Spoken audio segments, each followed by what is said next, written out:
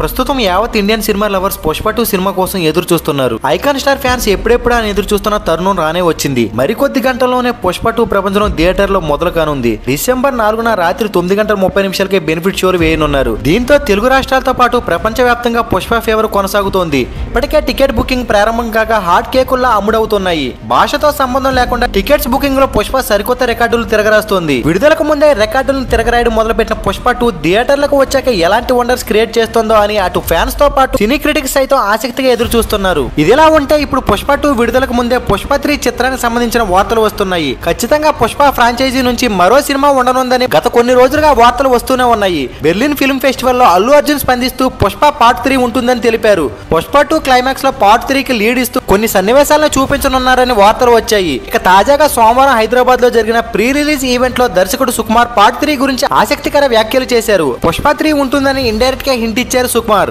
అయితే తాజాగా సోషల్ మీడియాలో ట్రెండ్ అవుతున్న ఓ ఫోటో పుష్ప 3 ఉంటుందనే వార్తలకు బలం చేకూర్చింది. ఈ సినిమాకు సౌండ్ ఇంజనీర్ గా ఆస్కార్ అవార్డు విజేత రసూల్ పనిచేశారు.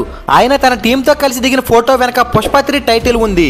అందులో పుష్ప 3 ది ర్యాంపేజ్ అని ఉంది. దీంతో పుష్ప 2 లో ఖచ్చితంగా పార్ట్ 3 కి సంబంధించిన హింట్ ఉండబోతోందని స్పష్టమవుతోంది. అయితే పుష్ప 3 రావడానికి ఖచ్చితంగా సమయం పడుతుందని చెప్పడంలో ఎలాంటి సందేహం లేదు. పుష్ప 2 విడుదల తర్వాత సుకుమార్, అల్లు అర్జున్ ఇద్దరు వేరు ప్రాజెక్ట్స్ లో బిజీ అవుతుండటంతో కనీసం 2 నుంచి 3 ఏళ్లైనా పట్టే అవకాశం ఉందని తెలుస్తోంది. అయితే మొత్తం మీద పుష్ప యూనివర్స్ కొనసాగడం మాత్రం ఖాయంగా కనిపిస్తోంది.